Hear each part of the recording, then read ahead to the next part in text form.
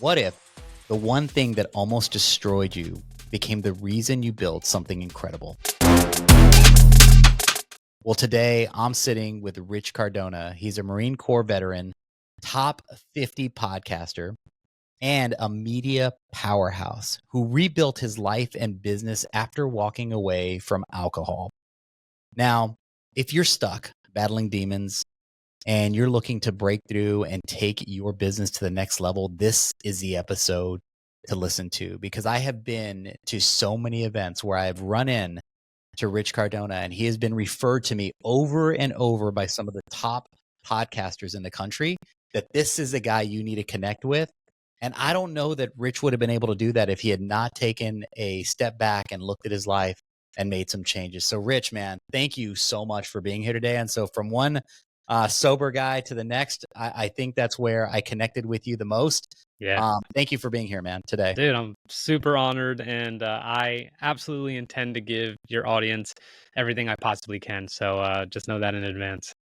Well, it's good you said that, because a lot of times when we do this breakthrough, the breakthrough podcast is really around this idea that it's not necessarily about the flex of breaking through, but it's really about that one moment just before the breakthrough where you're in a hole, your back's against a wall, and you have to do something like you did, where you looked at your life and you made some changes. And a lot of people are really afraid to go deep and go vulnerable. So I think I joked with you, but I'm like, this isn't the podcast for you if you're not ready to get vulnerable with me. So man, I'm going to jump right into it, Rich. Yeah. Like take me back to the moment where you looked at your life and you said, this is it. Something has to change. And you made a change for it.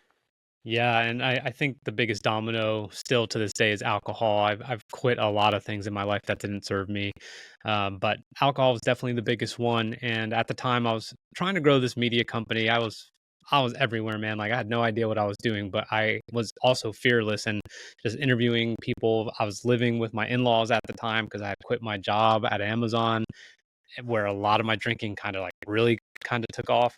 And I flew back. I was to Austin, Texas, where I was going to interview this author. And I brought my gear, had everything ready. Like it took a lot of coordination. And the night before, I was hanging out with some of the people I used to work with at Amazon. And guess what, Chris? We just talked about Amazon some more, like a place that I absolutely hated, that I was so out of character at, meaning like I was cutting corners, I was overworking, not being a good husband. I had an infant daughter who I was like hardly paying attention to except on the weekends or when I was off. So a lot of that had driven some of my excessive drinking. So going back and then seeing some of those people the night before this podcast was a huge mistake. I didn't realize it at the time, but dude, I don't know. I probably had 10 old fashions that night. I mean, something ridiculous. 10 old fashions? Oh yeah, that was my drink, dude. So I can't validate that. It's you don't remember, right? You just don't remember. It just kind of they just stack. So the next day I woke up and I'm like, and I usually don't swear, but I was like, holy fuck. I feel superbly awful. I wasn't going to throw up or anything, but I just felt it. And I don't know about you or anyone else in the audience who obviously has probably had a hangover or anything like that, but for me, the actual scent of alcohol like pours through my like skin. Like it is, I just feel like that freaking the Charlie Brown character who's got shit all over him all the time. Like I feel like that's alcohol around me when I drink. I'm like, I must reek. So I go and I go to the hotel, the Fairmont Hotel, this beautiful new hotel in Austin, set up everything. And then I go to this like cafe they had. I slammed like 2 sausage, egg, and cheese croissants. I had coffee, I had water, gum. I could not chew enough gum. I'm like, she's going to know. She's going to know. Then we met and she didn't know. We did the podcast and it went way longer than we thought. And at the end, she's like, that was the best interview I've ever had. Wow. And that's a mind fuck, you know what I'm saying? Because you're like, wait a second, like, how was that not a disaster? Like to the point where she wanted me to accompany her and her husband to lunch and like they wanted to talk. Like, dude, it literally could have been business. And I'm like, I'm out. Like I got on a plane and I went home, and that was the last time I ever had a drink, which is just about 6 years to the date, April 25th, 2025. So that was what was happening during the breakthrough moment, just prior to the breakthrough moment. But what you need to know, I think what's more important is that was something I completely ignored, and it felt routine and it felt normal. And my wife was like semi forgiving, but like not giving me a guilt trip every time. I think she believed that I believed that I could overcome it without something catastrophic happening. There was just so many different factors, and I know you had your episode about it. And I think what it is, and whether it was you or Fabio or both of you who said it, that it's, if you need something to make you feel a certain way, then you got a problem. And dude, like, of course I drank because I wanted to like not think about my problems. And your audience, you know, in the real estate industry, you guys got a lot of problems all the time. Like, it doesn't, the stress I can't even imagine. In the Marine Corps, I had problems. At Amazon, I had problems trying to find my identity after the Marine Corps. So there's so many layers to this. But the bottom line is, as I approached that breakthrough moment, uh, it was so routine and normal to me that it just makes me sick to my stomach thinking about that type of person that I was, that I was so easily able to just disregard everyone around me and what I was doing, to the point where, you know, I almost threw away a business opportunity that grew to what it is now. This is an interesting take.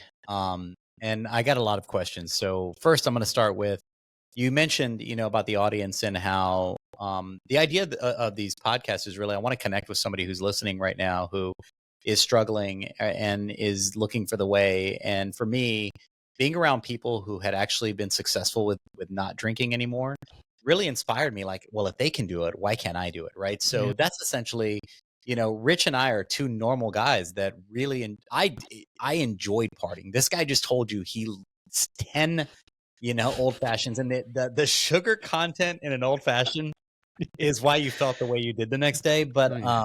But think, when you think about, something, so you mentioned the real estate and lending world. I have a therapist, and I was initially, when I was first starting to see her, she said, so right now, she said, I'm in like a partnership group of a lot of therapists that service this area where I live. And she said, there is a waiting list of people to see. So we have like this long line of people that are trying to get in. And the way that we stack it is, when they fill out the form, who has suicidal thoughts. So they kind Oh, of like Lord. take all of it, right? And then they triage it by who is suicidal thoughts. And she said, and you want to know what, Chris, is that most of the people that are in this, that we see the first, are in real estate and Mm-hmm. lending, because this Mm-hmm. has been the hardest time Mm-hmm. of our lives in the industry. And to your point, I think that we look for escape, or I was looking for escape in the alcohol. It literally became my best friend over time, in a way that there's times that I sometimes miss my friend, like that companionship that I used to have. But I Mm-hmm. also just don't have an interest in it anymore. Like, I like to romanticize the idea, Sure. but I never want to go back. But for you, one of the things you said that really is weird to me is that, luckily for you, you didn't have this moment where you were in a car accident that changed your life, or you lost your wife. Your rock bottom was almost not even necessarily a rock bottom, Yeah. because the meeting went well. And so that could be a real, like you said, a mind fuck, where somebody is saying, listen, it's okay that I'm hungover because I still crushed that meeting. And I think for a lot of people who, end up in our industry, it's so accepted that it's okay to behave a certain way. What was the moment? Like, I don't understand why you stopped, because it's not like other than feeling You incredibly know why, dude. I'll and tell you why. shameless, You I'm curious what stopped you. So if I crushed that interview, what would it have been like if I wasn't? I was drunk. Like, I was drunk interviewing a freaking author about her upcoming book, public speaker, all, and Who was like, it? okay, I You can't say her name. Okay, okay, I don't even think she knows. Like, okay. All right. she's not on social that much anymore, so Good. she Okay. might not know this. Or I have to share it with her sometime, I guess. But yeah, man. So I had to ask myself. There's two things that made me stop and think why I don't want to drink anymore. Is two is like, what would it have been like if I wasn't? Right. I think I mean, Fabio's there. Like, come on, man. Like, we've all had drinks before in the past where that girl that we wanted to talk to, we might not have if we didn't have that kind of liquid courage, right? But it's like, don't you hate it when you're like, why can't I just freaking be like that without it? Why? Like, that doesn't make sense. So I'm like, I am going to will myself to be a loose, casual, great podcast host, right? And then that was one thing. I'm like, I need to see, like, this doesn't make sense. And then two was, if I had been exposed, and this is the same as like almost getting a DUI or almost getting a speeding ticket, you're like on your best behavior right after. With this, I'm like, if I had gotten exposed, which I didn't, like that could have been it for me. Like she knows a lot of the people, especially people at VaynerMedia that I used to work with. Obviously Gary Vaynerchuk's company. And I'm like, dude, if somehow word got around that like this dude was drunk at our podcast, like that would be it. And I was really like into Gary Vee at the time, and like I was helping some of his staff with content and stuff like that. And I was like, dude, this is way too important to me. Now, the mind fuck to the mind fuck, and excuse our language, everyone, is this.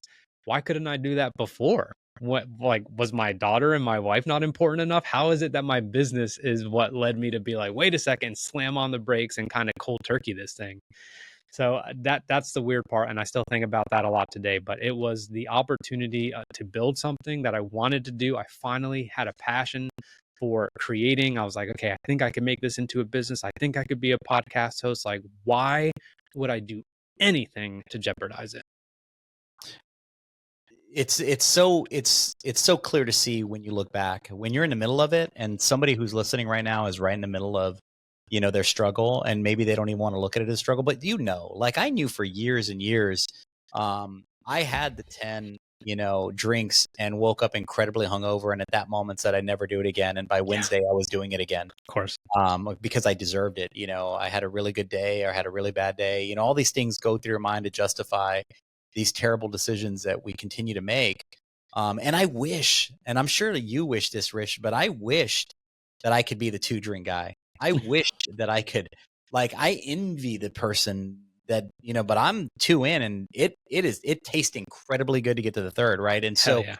so for you, you were in the military, and by the way, you weren't like every person who served the military is a hero in their own right.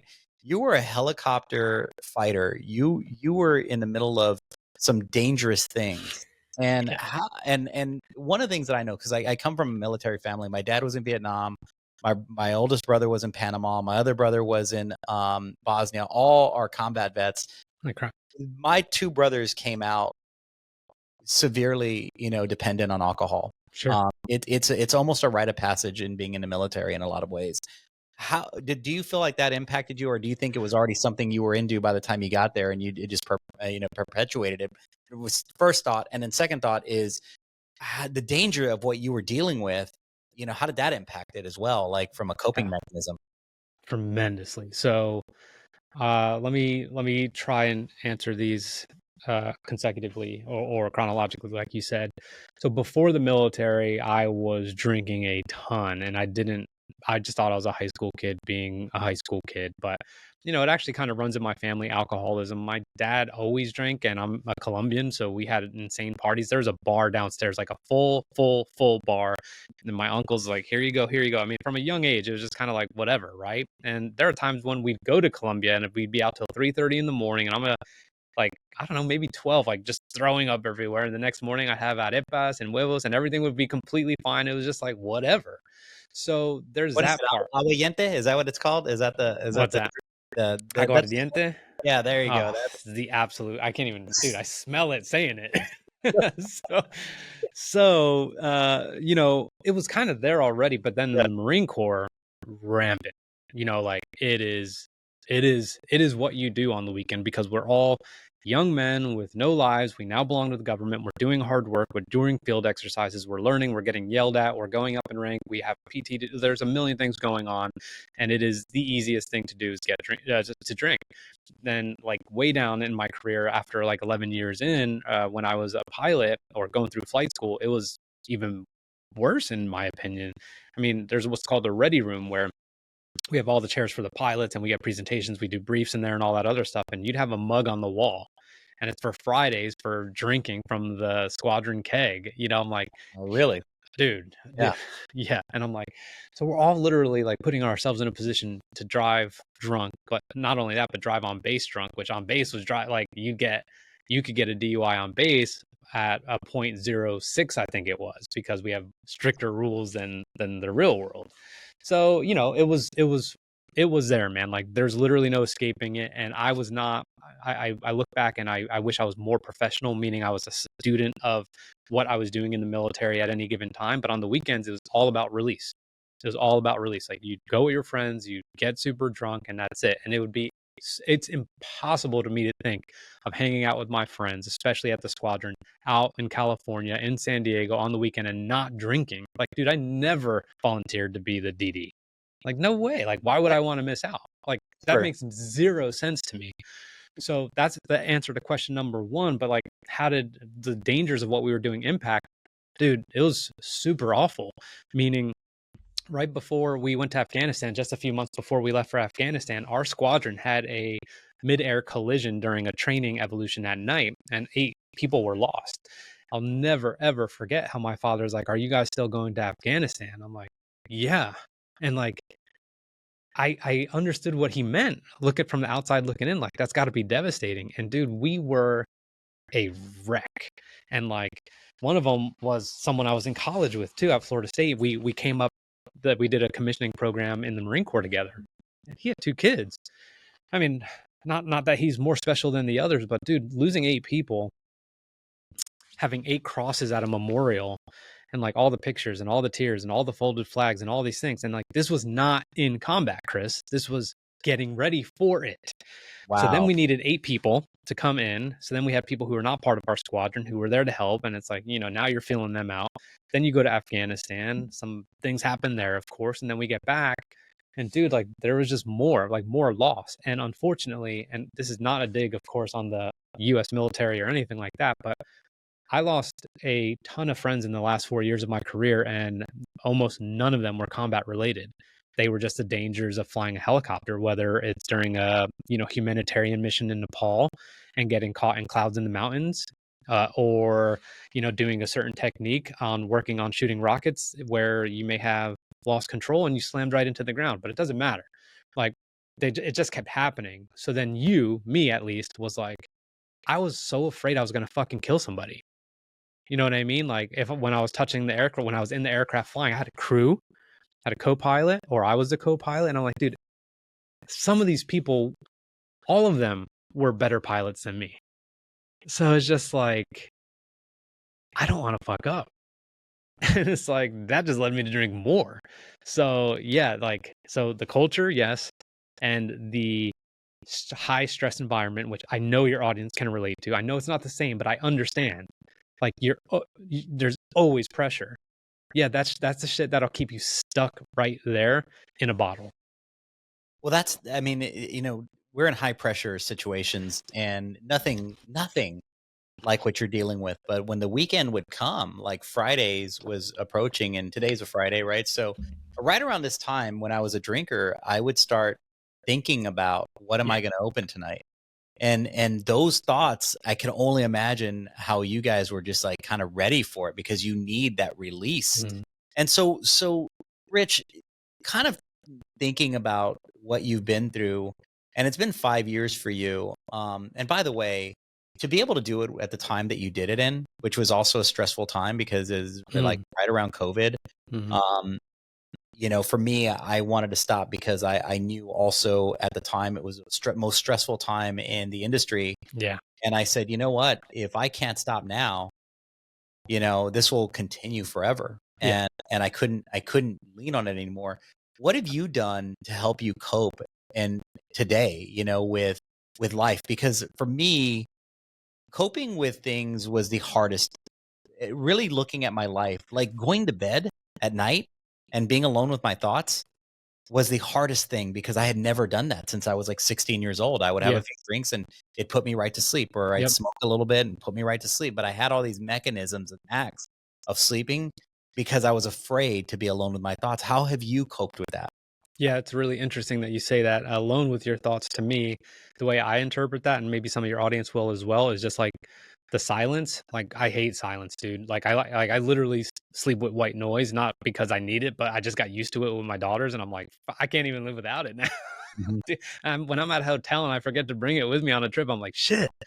Yeah. But yeah, dude, I think of the silence to me resembles a lot of death, and I'm just like, oh shit, this is what it might be like, and I freak, like that's just general anxiety, PTSD, stuff like that. So silence is never a good thing to me. So it's like, how do you cope truly, or being alone, whether it's silence, like physical, or triggers,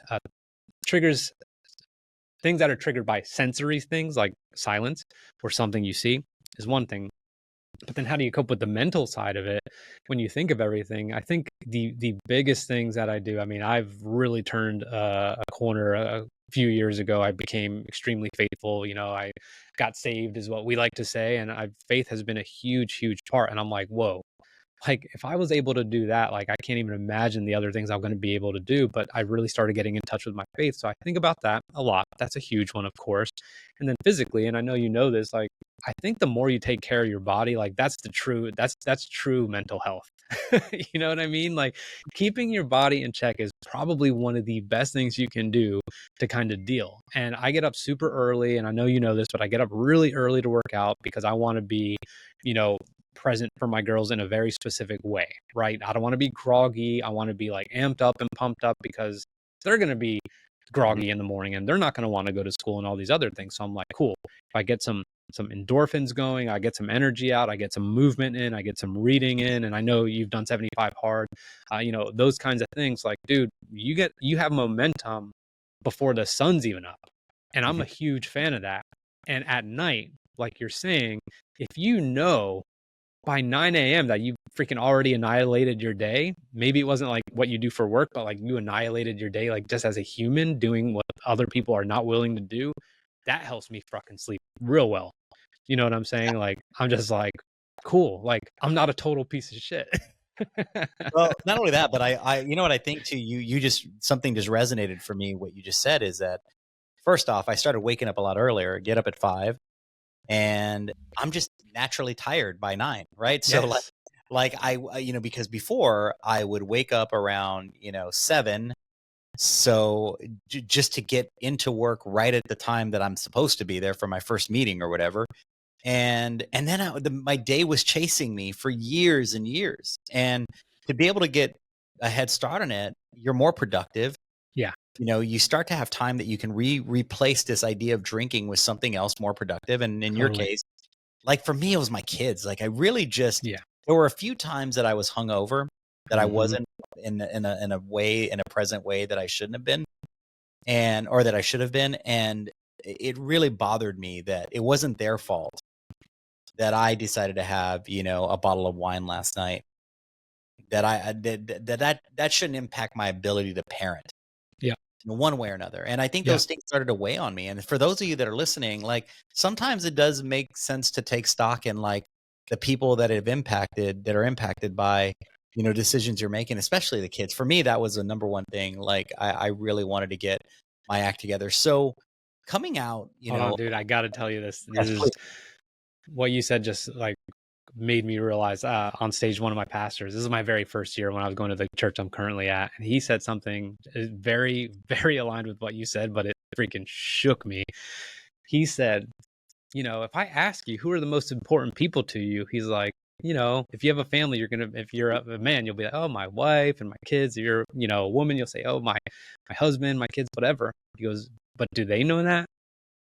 And he's like, do they know that through your actions? And I'm like, oh, dude, like the amount of times where like I might be getting a question and I'm literally just trying to get an Instagram story out. My daughter's just trying to tell me that she freaking read something at school today. You know what I mean? And I'm like, dude, now don't get me wrong. Like I've taken so many big strides as a father, but that was like so huge. So I'm telling you, like I resonate that. And if you're listening and you have children, like it's super real, right? Like there's way more ROI, being a present dad or mom than there is like absolutely dominating your job. We all want to do both, but you you can start seeing what your kids get from you pretty early on, and you start to be like, "Uh-oh, I need to check myself." When my daughter's freaking out about being late to school, I'm like, "Who cares? You're in freaking second grade." It's because I'm the one who stresses, dude. Like she makes my anxiety hers. And I'm like, well, I'm not cool with that. So I'm very aligned with what you're saying, man. Like that replacement, so to speak, instead of pushing something down the road is absolutely the best medicine. So if I'm understanding this correctly, your wife is also it was military as well? She was an Army officer. Yeah, she spent 3 years in Iraq, man, Okay. back All to right. back. So you have a family of combat vets who's with something that's a whole nother story, right? So let me ask this. I mean, from when you stopped drinking, has she like have you guys talked in terms of how this impacted her, and was it a positive or negative? And I'll tell you why I'm asking, because at first, I don't know what her story is at all in terms of her drinking, and maybe it's not appropriate to talk about, but like for me, my wife was at first I remember starting off telling my wife, like, I think for this year on my resolution, I'm not going to drink. And it triggered her. She was like, Mhm. wait, I enjoy drinking with you. And Mhm. for that, I didn't stop. You know what I mean? And Mm. it was like my first chance that I was kind of toying with the idea. And if I'm being really honest with you, like I did Yeah. 75 hard because I needed to see if I could. You know what I mean? Yeah. Like I never told Yeah. her. I think I said it on my podcast, but like I never told her. So how did she react to it? Because she, I would imagine, has some PTSD or some level Oh, of yeah, dude. similar things. Yeah. So is it appropriate to talk about? Yeah, absolutely. Okay, okay. So, funny thing is, we interviewed Andy Frisella, by the way, a few years ago. Of course I you went did. to, Creative I podcast. went, Second, we went yes. to first for him, and I couldn't, I didn't have a Fabio, man. Like there was no one with me, so she came along to press the record on the camera, and it was a shit show, but it was amazing. He used to talk about the stress of entrepreneurship and say he'd have 15,000 calories a day and a six pack or more every night, and just to sleep. I'm like 15,000 calories. I'm like he knew. Anyway, so it's just super interesting. Like this is something that haunts a lot of people who aspire to be very high achievers or have like insane goals. So that's one thing. But how did it affect her? The thing is, Chris, I listened to your podcast and I loved it, by the way. I think you guys did a really Thank awesome job. But yeah, you talked about how you announced it because you wanted the accountability. Like you put it on social media. I never knew, I absolutely never knew like if I was going to truly stop or that it would be almost 6 years, or if I don't even know right now if I'm ever going to drink again. Honestly, I don't want to, but I can't say I never will. I thought of you this week because I was driving around having like an absolute like atomic bomb toward it sort of day. Like my daughters had fevers, they were home from school, but they acted like everything was okay. And I'm like, why are they not at school? And then my dog, we switched his diet up and he had an accident all over the house. So like all kinds of things, right? Like just, you know, things. And I thought to myself, like, I could totally use a drink. And I was like, I need to make sure I mention this on Chris's podcast because I know that's the last thing I actually need. But when it came to her, I didn't know. So she had no reason to believe, in my opinion, that anything would actually come of it. So I just kind of looked at it like, oh, wow, 40-day streak. That's pretty good. I was like, well, why would I stop? Like, once I get past 50, it's like 50, like, that'd be cool if it got to 100. And then I just kind of stopped counting. And then I was like, holy shit, it's been a year. Then I was so proud of the year, you. prouder than I ever have been about any night where I've drank. Like think about it. You've never been proud, So true. The you amount of know? shame and anxiety I have from those times. Yeah, like dude, like never. So it just became a streak. Now my buddy and I started a podcast which we hope to release. It's called I'll Quit Tomorrow, and he's been sober about 6 months and I've been sober about 6 years. We were in the Marines together, both girl dads, like all that stuff. Totally different experiences. But he asked me a question when we were filming, and it floored me because my wife's name is Anne. She said one of the most stressful things in her life ever was that when she was pregnant with our first child, that it was really hard to think about how she was going to take care of a baby when she felt like she had to take care of me, because she had a recollection of when she had to pick me up when I was probably at my heaviest, completely blackout drunk, and she's pregnant and she's trying to get me inside because I've overdid it. Can I ask you a question real quickly about Yeah. that? Yeah. What would you have said to her about that moment today?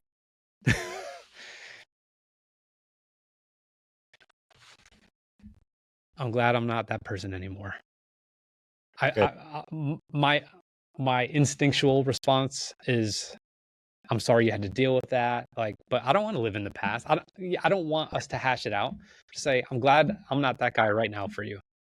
Do you know what Good. I'm saying? No, that's Like, I look back at the times that I embarrassed my wife at dinners, or oh, dude. like she I remember her telling me, like, I just wish you could drive for once, like, that I Hmm. could be taken care of as your wife, Yeah, yeah, and I was like a shit show, man. And yeah. and like, I knew not to do it at work. I knew not to be that guy, and like, I knew the settings that it was okay.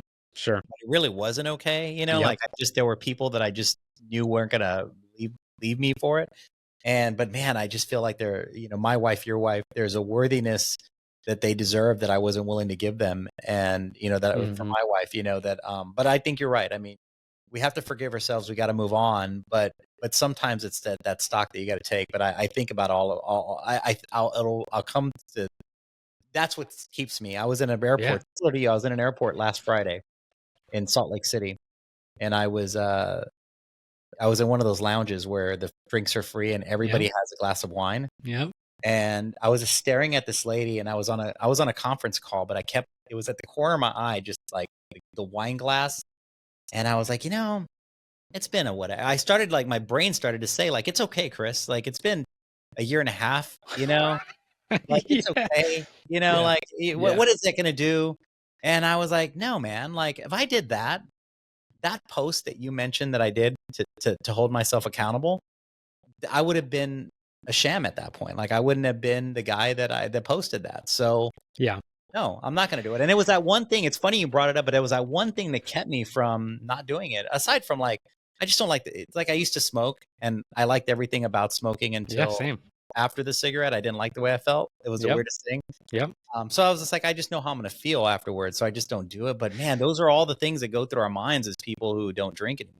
When you mentioned that on your podcast, because I had taken notes when I listened to it, and I remember you mentioning the smoke thing, and I think I wrote something along the lines of, you don't realize how repulsive something is until you've been away from it. Like, you will never know if you have a drink every weekend what it's like to, like, kind of come back to it or smell it after a while or anything like that, like, ever. It's the weirdest thing. And it's a really good challenge for yourself to kind of see. It's literally, just imagine it like it's an elimination diet and you have freaking IBS, man. Like, okay, like, if I got to cut dairy out for a week and I feel pretty good, and then I have a cheeseburger, 8 days later, and then like, all of a sudden it's like, wow, I could connect the dots. Mhm. So that's one thing. But there's something I wanted to mention to you about people generally.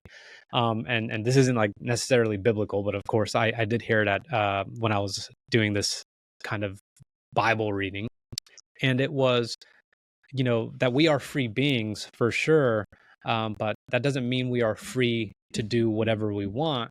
It actually means you and me are two people who can be free from something, right? Like, we are free from alcohol. I am free from watching porn, right? Like, I am free from being completely disgusting and out of shape, right? Like, because, like, I know what I need to do.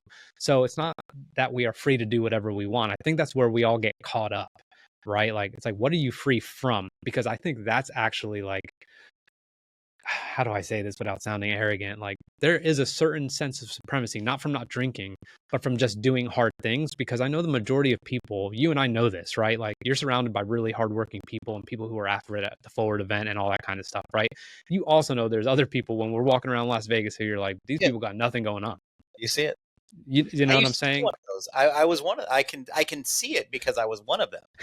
You know what I mean? Like, I'll go to an event, and Saturday morning, everyone will be hungover, or a big portion, and I'm just looking back like, I'm so glad that's not me anymore. Yes. Oh my I'm gosh. so glad. There's a clip. I'll tell you this real quick. There's a clip that Neil has from the Ford event that he's talking to me. He wanted to interview me, and I'm 2 seconds from blacked out, and I can't watch it and he plays it like he's like, he's asking me about the Ford event. And I'm 2 seconds from being blacked out. I have the long hair, Dude. and I just can't watch it. And I actually was going to ask him for it, because I think at some point I want to, like, Yeah. mention, like, this was, this is who I was, right? Like, Yeah. and I had no idea. It's like you were functioning but you weren't functioning the way that you at a high level. My wife said to me, you've done so much in your life. You've created this amazing life for us. But Yeah. imagine what it really would have been if you would have figured this out 20 years ago. Yeah. Because all the conversations you've had slurring, talking to somebody at a business event that you didn't realize you were slurring, or, Yeah. just the behavior. So I do think that there's so much there, man. But Yeah. yeah. So sorry, I thought about that as you mentioned that, and Ah, makes total sense. One thing you just mentioned, sorry, I don't I know I shouldn't interrupt, man, but like go. you got my mind spinning is like I went to my buddy's retirement recently. He's retiring from the Marine Corps. We were in combat together. I mean, super, super close friend. Like I would lie down in traffic for this guy. He can drink like no one I know, and I just don't. I never see him like what's the word I'm looking for? Out of control. Like he could really throw down. Like his whole house has all kinds of whiskeys and cool stuff and whatever. And I knew that I was going to this, and I didn't have to worry. I also brought my daughter with me, so even if I somehow had such a superior moment of weakness, like you know that That yeah. So so then we have the party and we're looking at everything or doing all that. And I had some conversations with some of the people there. And it was just like, they were such unpleasant conversations that I didn't know how to get out of because, he's been in a lot of other commands. I retired 10 years before him. So I was like meeting people for the first time. I'm like, dude, like, I just don't even want to be part of this conversation. This is so awkward. Like, I don't even know what to say. Like, I hate small talk, dude. I like medium talk and above. So I'm just like, okay, but there's that. But the other thing was, what you now have, and I think what I have, and anyone who ever kind of goes down this path, when you had mentioned like your wife is like, yeah, imagine if, yeah, okay, imagine if, but now it's like generational, right? Like generationally, now my daughters will grow up in a household completely the opposite of mine, where there's not a drop of alcohol anywhere. And my daughter has now seen me and gone on a daddy-daughter trip to a place that's going to be full of Marines, everyone's drinking and whatever, and she saw her dad just chilling. You know what I'm saying? Like she knows she doesn't need it. And she knows my wife and I don't need it at home. And don't get me wrong, my wife does drink. Like she could have a glass of wine here and there. She doesn't choose to very often, but like that's the difference between my life and theirs. And that might be the difference. Might. I'm not saying my daughters aren't going to drink or make tons of mistakes or anything like that, but at least I know the setting and the environment is conducive to them being like, I don't need that.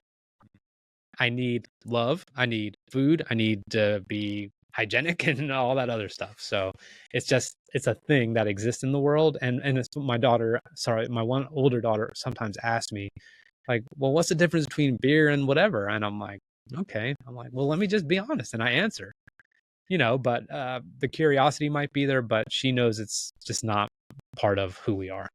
I love that. I love that you can have these honest conversations. And I think that, the fact that there's curiosity there, they're trying to Yeah. figure it out because it's so much, it's everywhere. My kids watch YouTube, they see people drunk, they, all that stuff. So you have to address it. But I do think that if dad doesn't do it, then why should I?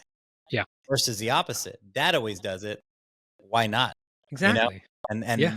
that's the difference, the generational difference that you talked about. Rich, tell me a little bit about, since you've stopped drinking, what can you attribute, what successes can you say that have happened in your life, probably because you're in a different mindset altogether? Yeah. So, I knew that business was going to kind of come into this conversation a little bit. And, we're kind of deep now, almost an hour in. And I was like, it's so funny. I don't think about the business aspect of it as a positive byproduct of not drinking, but it absolutely is. I just never think about it, but there's zero chance I would be able to have worked with some of the people I've worked with, or at least just like gone through the absolute freaking massive highs and lows of entrepreneurship if I allowed myself to have any kind of fogginess on any given day. You know what I'm saying? Dude, like I rarely get sick, for example. But like when I get sick, I literally feel like my world is over. And it's like 2 days of just hell. But like it's so infrequent. But you and me, we used to invite that into our worlds, right? Like, Yeah, whatever. dude, I would have 2 IPAs, man. I forget when I was 30, whatever. And I'm just like, For 48 hours after just having 2 strong ass beers, I was like, I don't feel the same. Like a workout would be missed. I would eat way more than I needed to, like little things like that. But anyway, you can't like set up to do your most important work and the work that means the most to you if you are going to allow that many distractions.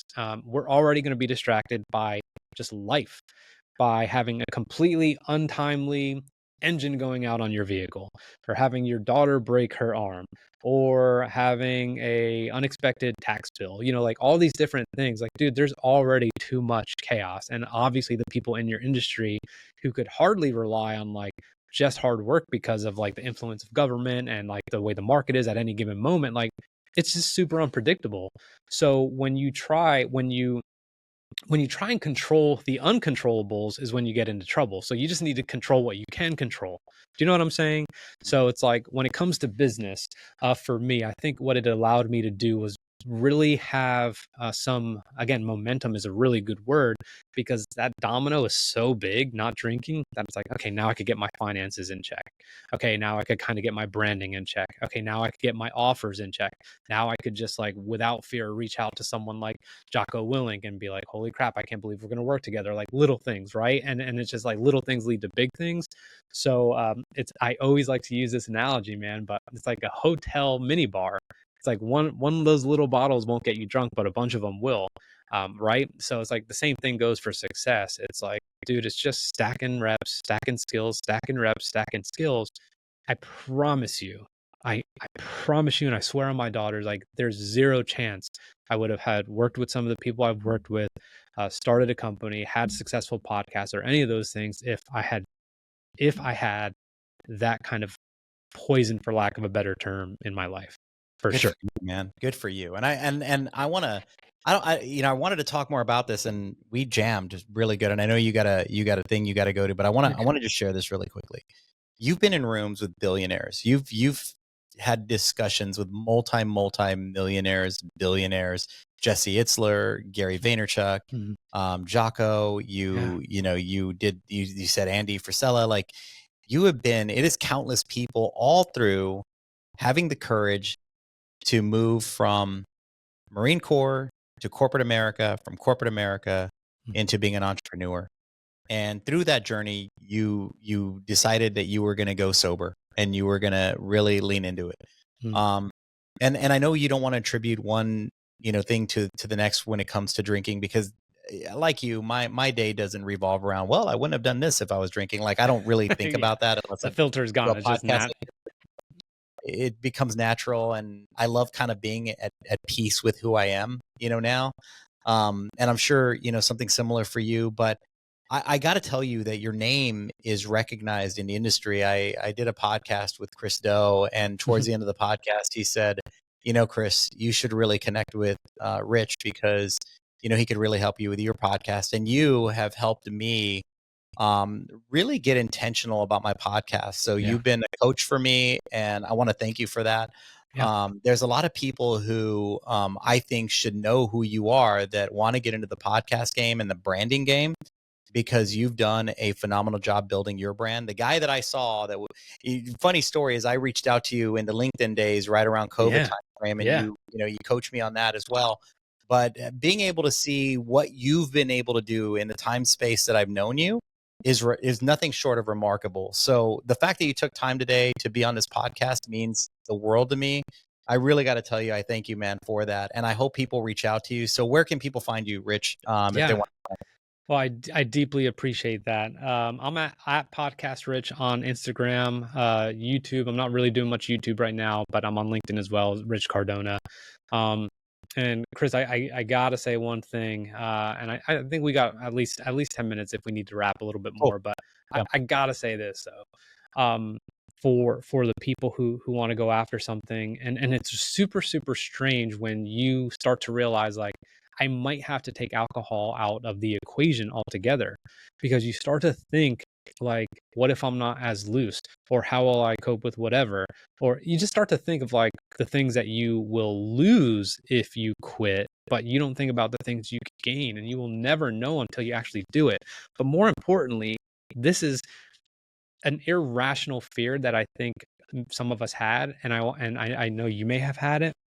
I told you guys I came from a culture of drinking, family and Marine Corps, and I didn't know what to expect, man. But we do an annual Vegas thing, my buddies and I, for our fantasy football draft, our Marine buddies, and it's like, once you go to a new command, like you're not as in touch as you used to be. But this really core group of friends, I'm like, all right, here we go. So I go to the draft, and Ann comes with me. This is my first year not drinking, and I'm like, all right, like, here we go. And I didn't know what to expect, and I didn't want to make a big deal out of it either. Like, suppose you were there. I didn't want to be like, yeah, hey, Chris, like, just so you know, I'm not drinking, so don't offer me anything. Like, no, dude, like, everyone was going to get shit housed, like, I already know. And you know what, man? No one said anything. No one offered, no one pushed it, no one asked an extra question, no one said a word. And that's how I knew, like, God blessed me with really incredible, highly talented, highly human people, who never in any way, shape, or form made me feel like, oh, well, you must got a problem. Mm-hmm. Or why can't you handle your alcohol? Or, dude, what's one beer? It's the draft. Or, dude, we're in Vegas. Nothing. And you know what? That's been my experience throughout. Dude, when I went to take the cover photos for our podcast at the place right next door, it's a tap room where beer all over the walls. And I was like, hey, we want to do a photo shoot in here. Here's the concept. She's like, what's the podcast? And I told her the concept of the picture. And then she goes, what's the podcast about? I'm like, sobriety. She goes, I love it. And I'm like, I'm at a bar, and she's telling me how she loves the fact that we have a podcast about sobriety, or starting a podcast about sobriety. So the reason I want to tell you guys and gals in the audience this is, please don't spend a second thinking about what other people will think. Well, now we should operate that way in general, but societally, in society, I think we really feel like people are going to look at us a little bit different if we decide not to have a drink that night. And all they're doing is literally projecting their fears. They're just being like, I could not be at this party without a drink. You know how many kids' birthdays I go to? I know you do the same thing, dude. Like, dude, trust me, I'd like to have a drink or two before some of those, because they're so boring. And I'm like, I'm just going to be here for 2 hours watching my kids run around and eat some shitty cake and whatever. But like, no, I'm not. So anyway, the point is, no one, I highly doubt the people you think are going to give you a hard time, or the just like avalanche of questions that you might get that you feel like are going to make you extremely self-conscious. They're not coming. And as long as you're like, just say what you have to say and you don't prepare like a speech, so to speak, I think you are going to be just fine, because the only person that's going to make a big deal out of it is you. There Just you let go. it go. We all feel like the world's looking at us a lot closer than the reality is. And I do commend the fact that you shared that story, because I think as you were telling it, I was thinking he's about to say about the massive anxiety he got doing this. And, the fact that your friends supported it, they didn't make it harder for you. They had your back. What's your go-to? Like, do you just say club soda, water? Like, how have you been able to cope with the idea of having something in your hand? Did you, when you go? That's so true. I thought I would be worse about it, but I don't know. Yeah, like I could get club soda. I've tried mocktails, man, but they're just not for me. Well, I told you, old fashioned was my jam, and there's no old fashioned mocktail. Like, I've tried them at places and paid like $8 for like the worst drink on earth, and I'm like, forget it. I'm not doing that. So Nobody has it down yet. yeah, I'll do that. Or if I like, honestly, like if I feel like I want to be a little bit elevated, let's say I'm going to like like if I'm visiting my sister in Boston and we go to a Celtics game, like I'll just have a late coffee and be like, I'll just get amped up off that. You know what I'm saying? Yeah, that's But like, yeah, man, like otherwise, yeah, I don't necessarily have the feeling that I need something in my hand, but in the beginning it was like that. You're so right though. You're just like, it's like Billy, like Billy Bob, right, from that movie. I forget. I don't even remember. Talladega Nights. It's like, I don't know what to do with my hands. It's like, yeah, dude, this is weird. Yes. I like, it would feel so much better with a beer in it. Just like actually just even hold, not even drink. But yes. I actually like practiced that. I would beeline for the bar and immediately get a club soda just so that I get it out of the way. Smart. And then eventually that just went away. Those anxieties about like the hacks that I felt like I needed to do went away. But if that's something that you feel like you need to do, as anyone that's listening, I mean, just have a position on it, but stick to your guns and hold yourself accountable. And and by the way, no judgment. I mean, I actually like I tell my wife, who she's like yours, she can have a few drinks and it doesn't, she's like, whatever. I'm like, you drink. It doesn't bother me if somebody's drinking Nope. in front of me. Nope. I just decided I wasn't going to. So, um, did you go through any sort of treatment program, Rich?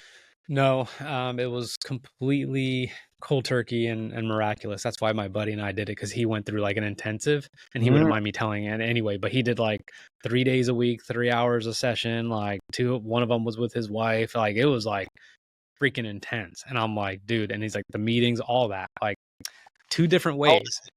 He's my age, dude. We're like freaking like might as well be brothers. yeah. And that's why we made the pod, is because like he did it like this crazy way, I did it a crazy way, which means everything in between can also accomplish that. And that's all we want, dude. You know what I'm saying? Like that's what we want for anyone, is just to be like, I did it totally different, but I'm here too.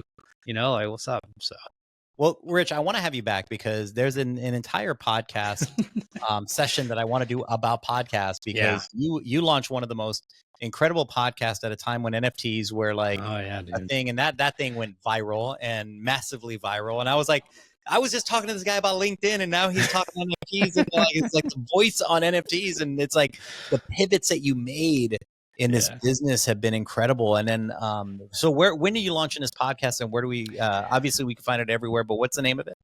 It's called I'll Quit Tomorrow. I'll Quit Tomorrow. And, so I think we're looking at May. Like we've had it for a minute, but then like business kind of picked up, and I always feel really guilty. And I know you might probably feel some of this too. It's like sometimes I feel guilty creating when I have like clients to take care of, or like other work that we could be doing potentially. And I'm like, oh, I don't know, man. Like, but you also got to be a practitioner. Do you know what I'm saying? So like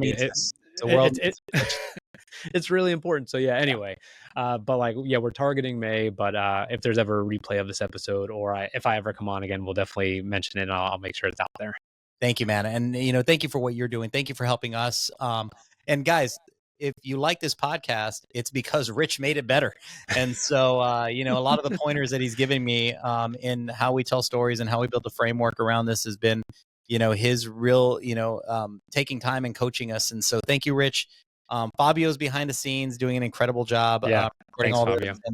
And guys, I appreciate you for listening. And please, if this resonated with you, snap a picture of this podcast and post it and tag Rich and myself, because we would love to, just get your feedback on if this inspired you, and maybe just, change one person's lives. It would mean the world to us to let us know that. So Rich, thank you for being here today, man. And good luck tonight, and enjoy your time, man. Thank you so much, Chris. Appreciate it.